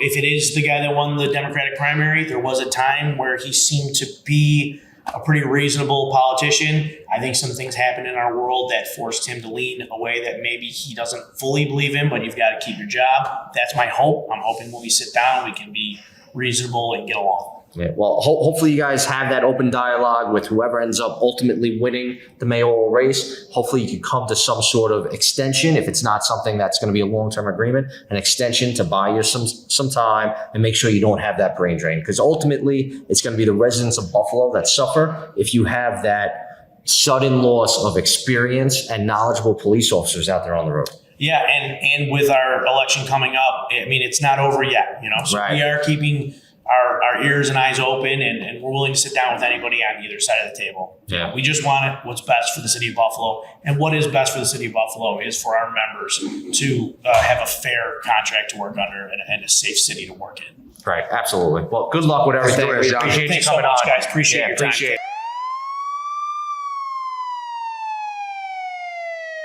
Right, so now we're here with Ricky Frasetti. Ricky is the president of the Nassau County SOA, the Superiors Officers Association. And, even though, you're Nassau County, we're Suffolk County, we take the trip up here to central New York, where a lot of us consider it upstate. We were corrected earlier. And we show that unified front and meet with other police unions from around the state, talk about the issues we're facing statewide that we kind of tackle together, maybe some of the local stuff that we could bounce things off from each other, and just kind of use each other's experience and knowledge for the benefit of our membership. Yeah, we all have our own issues. Some of the issues cross over, some don't. But coming to a conference like this, where you have hundreds of law enforcement officers from all over the state, and actually given an award today from someone from NAPO, who was a friend of mine, Mick McHale, it shows how coming together binds us and keeps us on the same page. And one of the incidents we had today is one of the police departments had an issue with another union endorsing someone who they were against. And we've actually had our own issues in Nassau County. This is something we can hash out. We all want to be on the same page when we can. We can't always, but for the most part, getting into this room, having, like I said today, I think there's like 160 members here from all over New York State is very, very important to be able to talk about our issues in this closed room, so we can come out as one, as a unifying force when it's needed. Right, and especially, I'm glad you bring up that example of, say, an endorsement where one organization might see it one way and another sees it another way. It's good to be able to have those communications where we could explain how maybe as a Suffolk County PBA, we prefer one candidate over another, where an MTA PBA who also works within our jurisdiction may see it a different way, and we can at least talk about it and maybe hopefully come to the same endorsement in the end. Doesn't always work that way, but at least we can have those dialogues. And in theory, it will work out. And we also see them in different settings too. Right. Sometimes on a local level, like we might see somebody in Nassau and Suffolk County, and maybe somebody sees something different when they go upstate to Albany. They deal with them in a certain room. So we don't know that. It's good to get all the information, get together, and be able to talk about these things so we can hash them out and get the right candidates in the right spots for us. Yeah, for everybody. Like I said, I don't repeat myself, but having PCNY, Police Congress of New York, do these seminars in different locations throughout the state. It gives an opportunity to bring us as a unifying force throughout New York State, and also nationally is of utmost importance. And they're doing a great job, and hopefully they'll continue to do the job they're doing, and we'll all be a part of this. Right, and speaking of that, working together, you guys just recently endorsed Bruce Blakeman in the upcoming county executive race. Yes. We went there for the endorsement announcement. We stood shoulder to shoulder with you, and it just shows the importance of that unified front, how we all do have those issues that we have to work through locally, but 99.9% of the time, we're all going to be there together because our interests are going to align. Yeah, having Bruce Blakeman, that press conference was phenomenal. We had, I don't even know, probably a dozen to 24 different organizations throughout the state. We had, you guys from Suffolk County. We had I don't know, the state police didn't endorse, but we had NYPD sergeants endorsed, NYPD lieutenants endorsed. Obviously, all the unions within Nassau County endorsed. Port Authority sergeants endorsed. The local villages endorsed. Having that, once again, as a unifying force to back a candidate Bruce Blakeman, who has shown his continued support for law enforcement and will show his continued support, was tremendous. Yeah.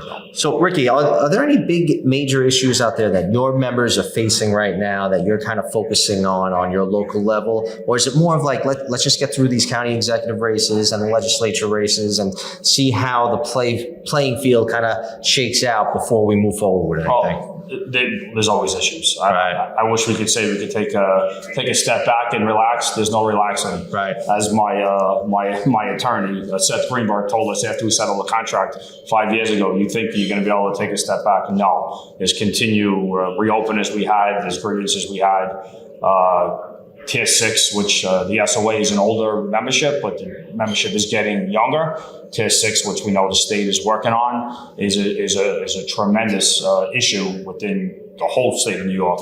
Locally, we just got our last raise July 1st, so our contract is in its last year. So that's going to be our biggest issue going forward with the PBA, the DAI, and us, the SOA, is we want to get that contract done before this one expires June of 26. That's going to be our biggest issue right now.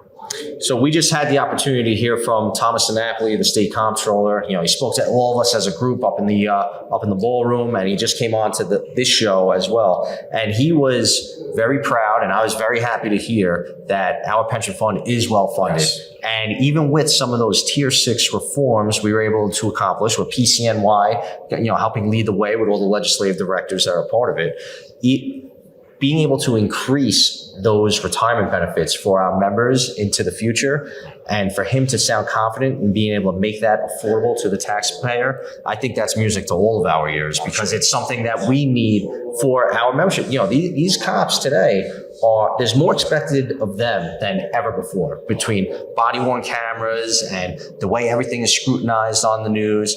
It's important for them to not see a diminishment in benefits that tier 6 may have initially started. It's important to be able to roll those back and increase those benefits going forward. No, I agree. The job has changed. I know as I'm getting older, and we've heard this before, and we'll hear it again. The job has changed. Some of the younger members don't see those changes because they're younger. But yes, Tom DiNapoli is a good friend of all of ours, and thank God the New York State pension system is fully funded and seems that it will be going forward in the future. So we're in a good place. Yeah, Ricky, we appreciate you coming on. We appreciate all the collaboration. Very often we're working together on Long Island issues, but it's always great to be able to come to a setting like this where we're talking to everybody throughout the state. No, it's my pleasure. Thanks for coming on, Ricky. My pleasure. It's great to have a great working relationship in Nassau County and Suffolk County. If it's the SOA, if it's the PBA, it's the DAI, our 3 unions in the county work phenomenal with the 3 unions in Suffolk County. It's my pleasure to be on. Yeah, thank you, Ricky. We appreciate it. Thanks.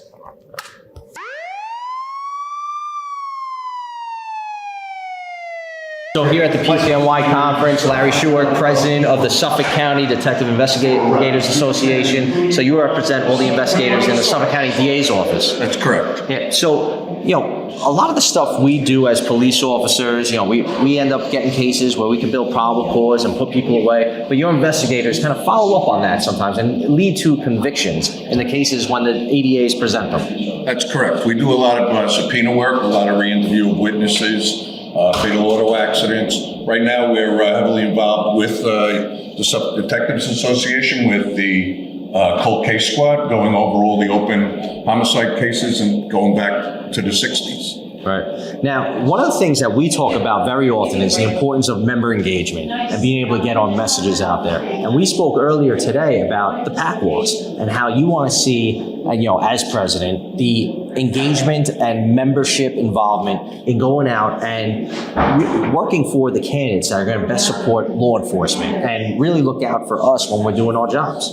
Yes, I'm going to be speaking to my membership very directly about the PAC laws. I was able to go out with many of your members and some members of probation and the sheriff's department recently, and it was really good engaging with the public and talking to them about our candidates, because our candidates are the ones that support law enforcement. And And we want to make sure that those people are the ones that are getting elected. And the way to do that is boots on the ground and talking and educating the public before they vote. Right, and one of the biggest things with that is for the people to remember that we're out there making our endorsements that are candidate-based, right, issue-based. It's not party line endorsements. Correct. So very often, one of the obstacles, and our membership definitely Experiences it. is going from party line to party line on the ballot. Right, it's not just straight across one line or the other. Right, because everything we're lobbying for and everything we're pushing is issue-based.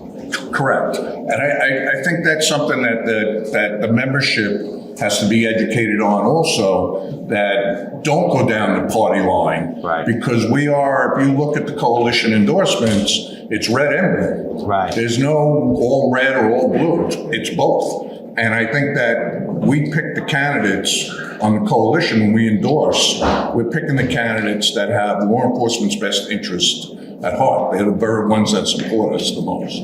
Right. That's important. And that's very important. Right. So, working in the DA's office, Ray Tierney has been a very prominent figure in Suffolk County. He gets a lot of the credit for, putting away the Gilgo killer, which is still an ongoing court process. But he's been very good at putting together a lot of the RICO cases and putting bad guys away for longer periods of time that may have been done in the past, especially with the current bail reform laws and some of the obstacles that we're facing in law enforcement.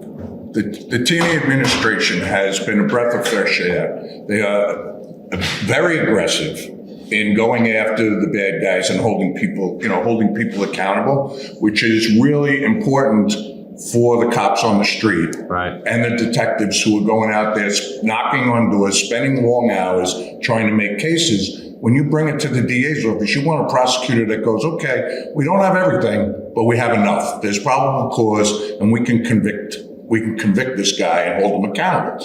And that's important. And it's much more aggressive approach than we've had in prior administrations. And he's not like nitpicking at small things like smoking marijuana. They used to No. he's going after real criminals. We're going after people that deserve to be in jail. They don't belong on the street. And he's done it despite the bail reforms. And he's hired a bunch of people to help combat the discovery laws. And he's really done a great job tightening the ship in the DA's office. Yeah, well, you guys are doing a great job. I know Ray Tierney gets a lot of the accolades for it, but it's your boots on the ground. It's your members that are out there really putting the cases together so that the ADAs can put these people away for significant periods of time. Our members come from, the overwhelming majority of our members are retired from other law enforcement agencies that have a special expertise, whether it be cell phone analysis, computer analysis, whether they're really good at interview and interrogation, surveillance. All these things come together and they put these experts in the field together in the DA's office, where you're not getting that anywhere. We have guys that come from NYPD TARU, the Technical Assistance Unit. We have guys that came from Nassau County Electronics. Our electronics unit is one of the best in the country. So a lot of prior experience is what you're saying. Yes. I mean, I've got over 40 years. Right. So, and there are guys with, 30, 40 years experience that have been doing it a long time. So they know the ins and It outs. serves our county and our DA's office better. Yes, without a doubt. And it doesn't cost us anything. We're not pensionable. And, it's great to see your group up here represented in PCNY. We've heard from a lot of presidents of different organizations throughout the state today. And it's great to see that, a lot of people think of police officers, PBAs, SOAs, the supervisors. I feel like a lot of the people in New York don't always think of the DA investigators and the work you guys do behind the scenes to really keep everybody safe throughout the state. Yeah, I mean, we're support personnel, basically, Right. or long-term investigation, eavesdropping, search warrants, surveillance warrants. So we're not as out in the public eye as, we're not the cop on the street. Larry, we thank you for coming on today. We thank you for all the work you've done with your membership, and we're excited to collaborate on these pack walks and getting the members out there and engaged. Definitely want to get them. So that we could all be teamed up together as a unified front to make sure the law enforcement endorsed candidates are the ones winning elections in Suffolk County. Without a doubt. Thanks, CJ. Yeah, Appreciate thanks, it. Larry. Appreciate it. Thank you.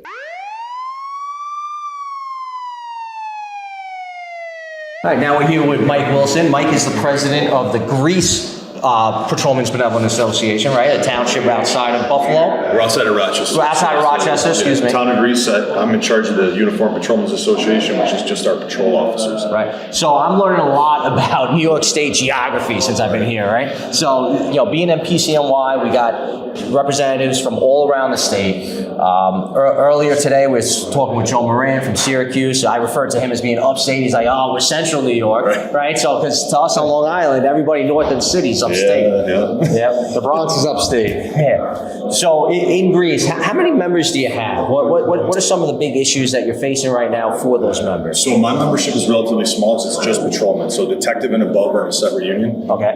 My group is about 67 members now.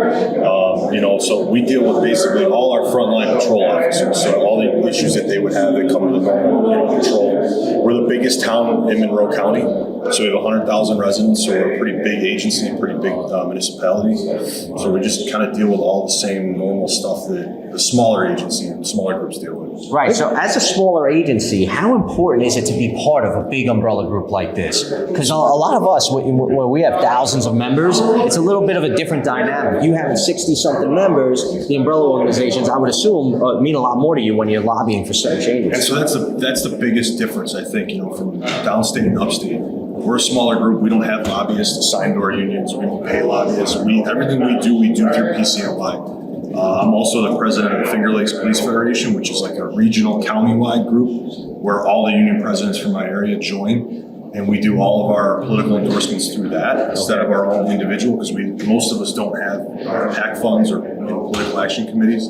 So everything we do is through our umbrella organizations, and that's what makes it so important to us, because we have to utilize the big organizations to get what we want accomplished. How cohesive has it been being part of one of those regional umbrella organizations where you guys are talking about issues and maybe you might see one endorsement one way, but maybe some other smaller village sees it another way? How did those conversations go if you might be starting off from two different points? So for us, it's been good. I mean, basically what we do, and we do this every endorsement season, is we have a meeting with the Finger Lakes Federation with all of our members. We talk about who's looking to endorse what candidates, why. We'll have discussions on it, and then we always try to get to a common meeting point where we're all going to endorse the same candidate. Okay. Or else if we can't, we're going to just stay out of it, and we try to make sure that we're all united on the same front. Do you ever find issues like that? Like, do some of the police departments that kind of overlap up there? And what happens when there's a disagreement? Like you said, maybe you don't go with the candidate? Yeah, sometimes, for the most part, we've been pretty good. Sometimes we have some disagreements based on party lines and things like that. But we've always been able to talk through it, and usually we just then end up staying out of the endorsement altogether. Okay, so one of the things we always preach to our membership is when we're making endorsements, we're always making endorsements for candidates that support law enforcement. And it's not going to be party line endorsements. We ask a lot of our members, they come out, they walk for the candidates, and we expect them to jump from party line to party line on election day. Do you feel like your membership is getting that informed? They are jumping party line to party line to support the people that you put out there? Yeah, I mean, it's happening. Yeah. There's some reluctancy to it sometimes, but I think as time has progressed, especially recently, we've seen a change where now more of our members are willing to endorse across party lines just because they see the benefit of it and they see that we're going to get more things done that benefit our membership. So it's improving slowly. Right. Now, your experience with the Finger Lakes regional group and now coming to the statewide group, you've taken on a leadership role here too now. Correct. Yeah. So what is that leadership role, and what are some of the duties you do for PCNY? So I'm the recording secretary for PCNY. So basically I take all the notes for all of our meetings, post them to our communications website that we have for all of our membership. And then I'm also in charge of the Taylor Law Committee. So any contracts that come in throughout the state, I'll present the information from that and also put those on our website. That's be so valuable for your members too, because you get to see what's going on throughout the state. It keeps you guys in the know, and you're dealing with a lot of this stuff. So absolutely, and being one of the guys from upstate, it kind of helps link upstate to downstate. So I'm kind of a local guy in the Buffalo, Syracuse, Rochester area where people know me more upstate, and now it brings us down to Albany as well. It shows that you guys are relevant in everything going on in the state. You're not just staying at home. Absolutely, yeah. It kind of connects everybody together.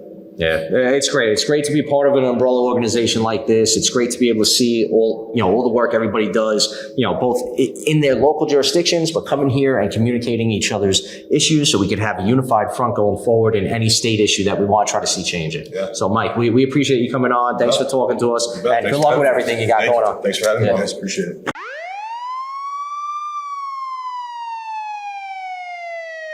Frank Conti, president of Port Authority PBA, thanks for coming on. We appreciate you coming on to our show and kind of describing the importance of PCNY and a lot of these conferences we go on where we're all able to collaborate and communicate and talk about issues we're facing locally and maybe come up with a unified front to address these within the state and kind of make sure that the narrative and what's best for our membership is put forward and a priority for local elected officials.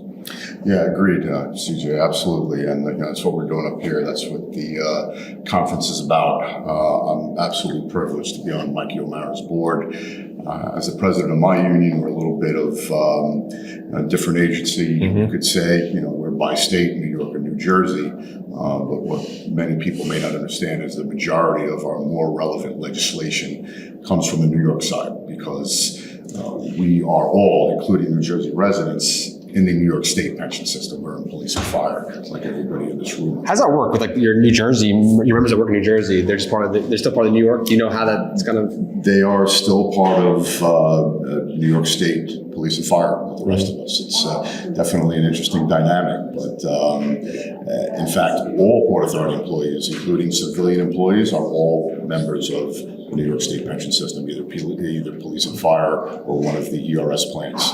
So it's interesting. I didn't know that. It's definitely unique, but our retirement rules, et cetera, obviously all come out of this side. So it's very important for us to stay relevant in New York State, and this gives us that forum. Right, and what we just spoke about here and how you just learned that they're all part of the New York State pension system, that just shows one of the values of being part of an umbrella organization, because we can learn from each other. We understand that we now have another thing in common that we might want to fight for. And we just heard from Thomas DiNapoli. He presented to all of us up in the ballroom. He came down onto the show for a few minutes, and he was very confident in the status of the pension plan right now. And that's music to the ears of all of us in here, because we have members relying on those pensions into the future to retire with dignity. Absolutely. It is extremely important. Everyone's always got their ears open to see what Tom's going to say next. Right. And I know something that we're happy about hearing today is that he said that they've been increasing some staffing, which is a good idea. And we've been kind of hoping to hear something like that because it seems to be one of the issues. We know the pension system is funded, it's effective, and it's one of the largest in the country, but it does take time for people to get adjusted when they retire. Every union rep in that room obviously hears from retirees about when are my numbers going to be set right, and that's just a matter of getting the work done in Albany, and him saying that they've added staff and they're trying to streamline those processes obviously is encouraging for us. Right. So one of the obstacles we've faced in New York State is with the bail reforms that we've seen recently. And we're trying to get some rollbacks to make penalties fit the crimes again, give us the tools we need to enforce the laws and put away the bad guys. How does that translate over to your people who are working in both New Jersey and New York, dealing with different laws, different procedures? It's got to be a little bit of, difficult from time to time when you're dealing with different laws and procedures.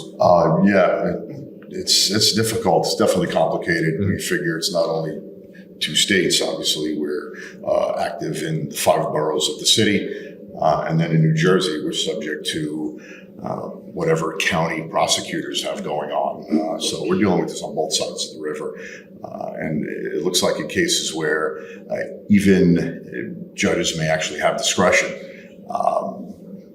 do they exercise it? And that's something that's probably beyond a lot of us. We know there have been rollbacks to bail reform, at least in New York State. It takes the judges to actually step up and exercise their discretion to even see it. Right. But So it definitely creates an interesting dynamic for us because it's different.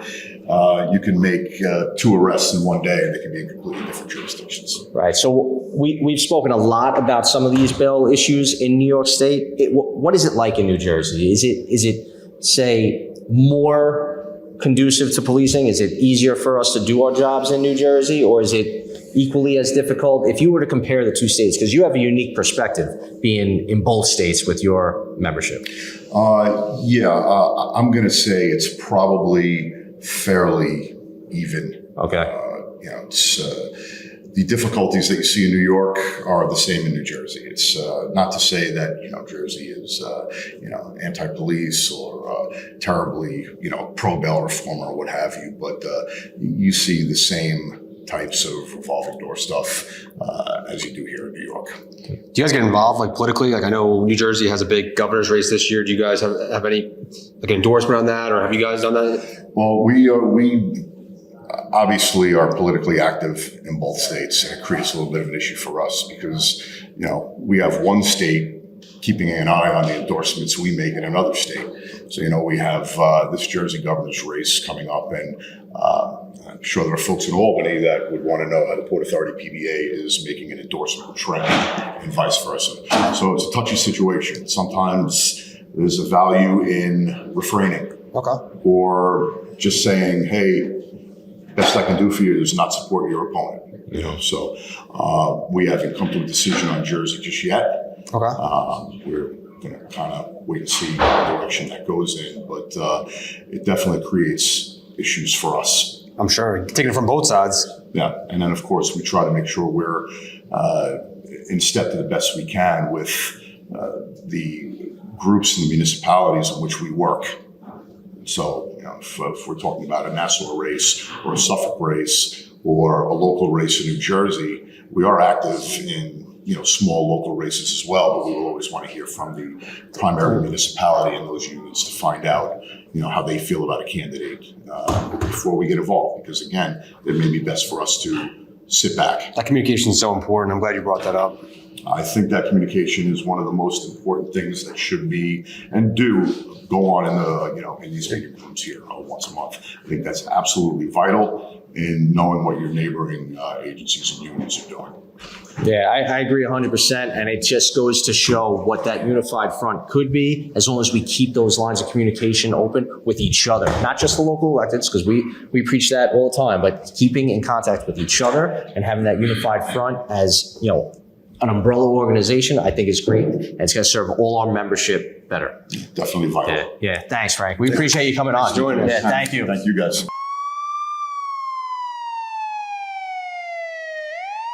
All right, so Joe Puglisi, thanks for joining us today at this conference, and we're at the PCNY conference, and we've been highlighting a lot of the work we do collaboratively between all the jobs, right? So you being president of the MTA PBA, you have a unique role. We just heard from Frank Conti. He has multi-state jurisdiction. You also have multi-state jurisdiction. So how does that kind of fit into some of the issues you and your members have to deal with? Well, right off the bat, the training is essential. You do have to learn. In Connecticut, cops up there, the laws are much different. The jurisdictions are much different as far as how far off the railroad you can be. So the cops up there, they do a good job. They know what to do. Down here, and kind of like what Frank was saying, we're in the city mostly, but we're also on Long Island, and we're upstate. We have a lot of area to cover. And probably the biggest challenge for us as an MTA police is just the amount of cars we have on patrol. I mean, you guys see it. You get a call. It takes a while for the sometimes. MTA police to show up. And we're getting better at it now, but we're still, the biggest challenge for our police department is the staffing. It's just having backup come and help you out. So how long have you been seeing the staffing as being such an issue? Because I know in Suffolk County, we're dealing with a recruitment issue. If you look at our applicants and you go back to tests that we gave out, say, 20 years ago, we've seen a 67% drop in applicants. And we attribute a lot of that to the way policing has been portrayed in the mainstream media for the last 2 decades. And we're not always painted in the positive light that we deserve to be. No, I agree 100%. And we're going through this now. In 2019, we had 22,000 people sign up for the test. We're giving a test now, 7,000 people signed up. Wow. We have 3,200 people on the eligible list. I mean, half of them are going to get right away from the, not You're starting off with 1/3 of the list you had. So, right. We're not recruiting the best and the brightest anymore.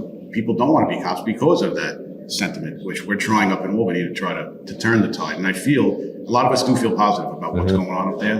And they do reach out and they're looking for our support now because it's gotten so bad. and public safety is the risk. Right, it has gotten so bad, and I feel like we say it all the time, we feel that pendulum starting to come back, right? Obviously, it's not to where we want it to be yet, but at least we feel like it is starting to come back into the right direction. And as long as that continues, and we could try to, capitalize the best we can to increase our tools in the toolbox as far as rolling back some of the bail reforms, which will improve public safety for everybody out there in the state, and also improve the benefits for our membership, right? After the tier reforms and some of those pension rollbacks, we want to make sure that our members can retire and have those retirement benefits that you kind of took this job expecting. Right. Yeah. And that's, the biggest thing we hear from our membership now is predominantly tier 5 and 6. Is those, and that's what we're working on. That's our number one goal in Albany. I tell everybody at every meeting, if they're 15 to 30, we got to do it gradually, like the controller talked about. Reasonable steps maybe we can take to try to get it done. And that's what that's our number one goal out there. As far as also working on things like the what we call clean slate, Sam Berger's bill, where exonerated complaints, unsubstantiated complaints, these things get wiped from your record. Cops should be able to go out and do the job without having to worry, oh man, this is on my record forever. Right. I want to step in. And they need to have our backs a little bit too. We need to have the backs of the cops to know that, hey, go out, do your job, and we'll handle all that stuff. As a new president, you probably have a great appreciation for the lobbyists. I know I've seen you up in Albany a ton. Every time I go up there, I see you're very active up there with PCNY lobbying for police officers. And our lobbyists do a great job of seeing what's on the horizon for what might affect our members, like the tier 6 stuff that you guys have been working diligently to get better. I'm sure you see other issues. I'm sure the bail reform thing, when that happened, you guys kind of saw that coming to the table, and then we got forced into a corner almost. How important is that lobbying up in Albany? Well, to me, I think it's just being there, and I don't know if you're not there to actually see what goes on up there. We have the guys on the committee are unbelievable. The board is unbelievable. It's really the relationships that you build with the staffers, with the elected officials themselves. Anybody could be a lobbyist. You can walk in and make a suggestion. But I think they do listen to us because they see us walk the halls, and I think they have a respect. They know that we're going to be there, and if they don't agree with us today, we're going to be back tomorrow bringing up the same issue. So I think you kind of build a relationship and respect. I don't know if we weren't there every day. I don't know how far we would get. So I think it's so important for us to be I think that's there something that our members don't really appreciate every day, that you guys are putting all that work in, because they don't see it happening. They just know the effects of it. They see the effects of it. So I appreciate you for doing that, being up there constantly. Thank you. Yeah, and I don't think it can be understated the importance of being present there in Albany, like you put, because they're not all coming to us all the time. So we got to make sure we go to them. And Albany is where the game is played here in New York State. So it's important to have that presence. And walking the halls, you, Chris Wolf, Bing Marquis, all you guys that do all the great work for all of us. We appreciate it. We thank you for it, and we look forward to seeing the great stuff that can be accomplished over this next year. Looking forward. Election year, hopefully we'll get some things done. Yeah, great. Thanks for joining us. Right. Thank you, Joe. Appreciate it.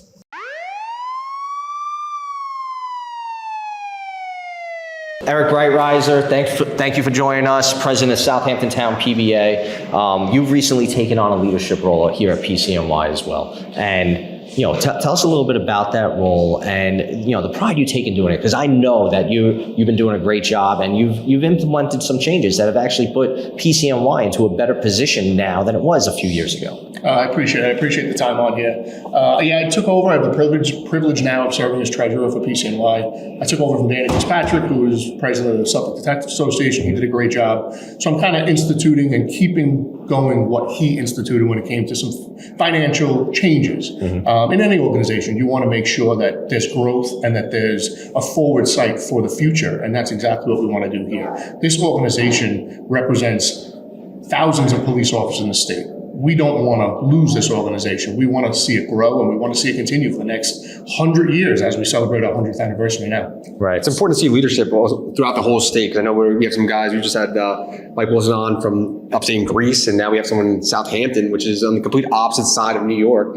How important is it to you how valuable is it for your members to have you on this board? I think it's valuable for my members, but I also think it's valuable for our local district, District 1, which Suffolk is, we're Suffolk to all of Suffolk County. I take great pride in serving on the board and almost being a spokesperson for District 1, but also the rest of the state, if there are issues that arise. So I can bring the local issues, whether it be Southampton Town, Suffolk, Southold, up to Albany on, a PCNY, even if there isn't a lobbyist here that week or someone else from Suffolk.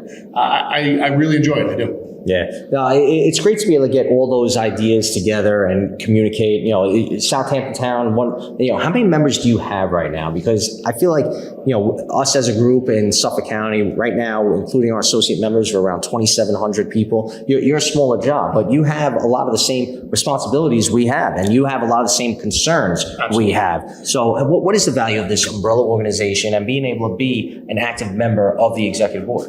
It's huge. It really is. I mean, I have 85 people that are active with me right now. I have over 220 retirees. Mm-hmm. So we are the second largest police department in Suffolk County, right underneath you guys. So it is huge for us. And I think having the collaboration with PCNY, but then also with the local, with yourself, Suffolk County PBA, the East End, all the other jobs in Suffolk County and Nassau is huge because we really want to all work together. Yeah, Eric, we get to see you all the time. I hope you come on in the future and do a full episode with us. Talk a lot about the Suffolk County issues in particular.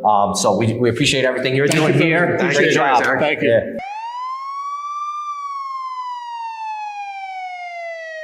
So we're closing out the PCNY conference here upstate. And, we had a lot of presidents on, a lot of principals of different organizations facing different issues throughout the state. Some big city jobs, state troopers, some small villages. So what as a president, have you taken away from a conference like this? Well, just how important it is for us to be working together. So we have those issues, those macro issues that are the same for police across this state. Issues like bail reform, issues like discovery, issues that put the public in danger. Like, remember, in Suffolk County, we had a body chopped up, dropped in a park, and left for children. That's the state of our laws here in New York. So these are issues that are too big for any one PBA to face alone.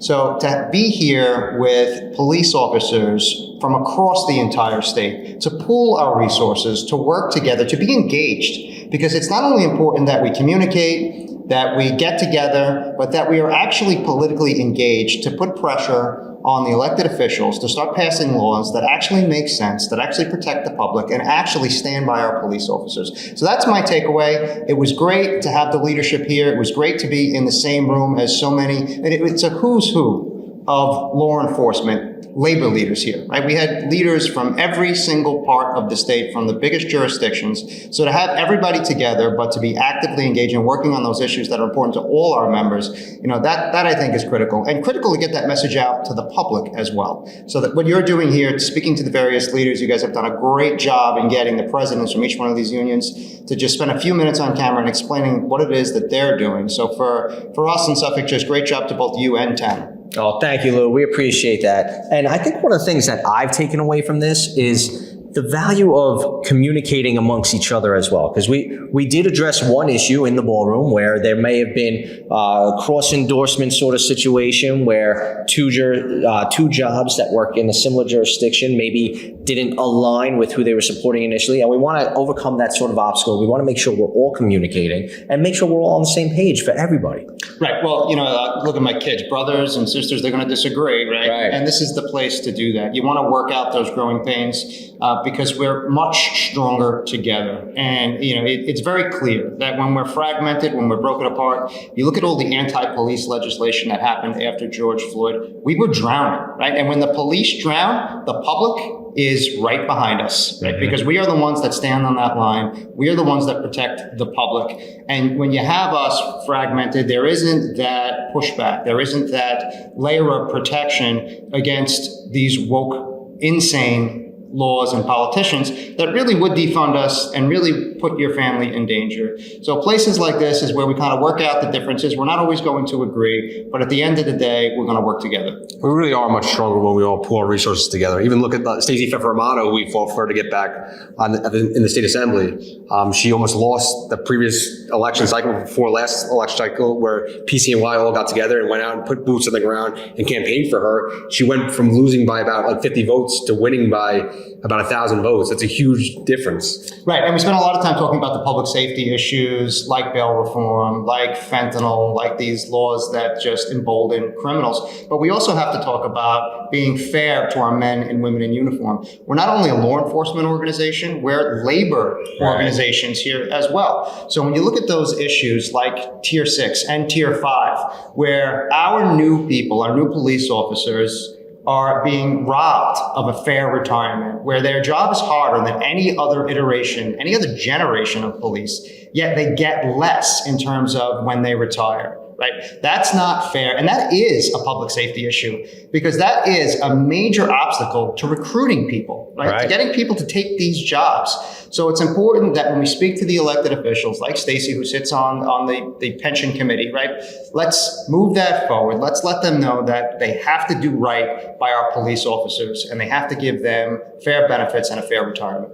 Right. And we're in interesting times now where between the way the media has portrayed police officers for the last 2 decades and now the normalcy of working from home, right? So when we're recruiting, we're not just competing for, against other law enforcement jobs or, who wants to be a cop, who's going to take what job, but we're competing with the regular job market as well. And when people see the opportunity to make 6-figure salaries from home, not being beholden to a traditional work schedule, it's tough. And you have to make sure the compensation packages can attract people into this market. Right. It's become so much more difficult. So you always put your life on the line. Now you put your freedom on the line. Right.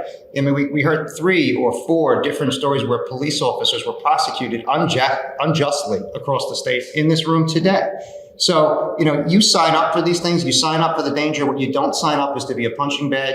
You don't sign up to get treated unfairly. You don't sign up for some activist, politician or DA to make you their meal ticket. And what you need is an organization or organizations to come together, and we collectively have to push back on those things, make sure that we get people in elected office that are going to be fair to our police officers. Yeah. Well, Lou Savello, thank you for joining us. Obviously you're a regular on our show.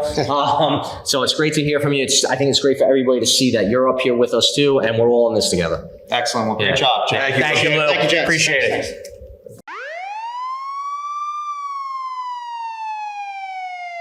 As we wrap up this episode from PCNY conference at Turning Stone, we would like to thank Michael Meara, the president of PCNY, and the executive board for putting together such an impactful event. It can't be overstated the importance of conferences like this. It brings union leaders of law enforcement throughout New York State together to discuss the issues affecting their membership on a daily basis. Thank you for listening and tune in to On Patrol with Suffolk PBA.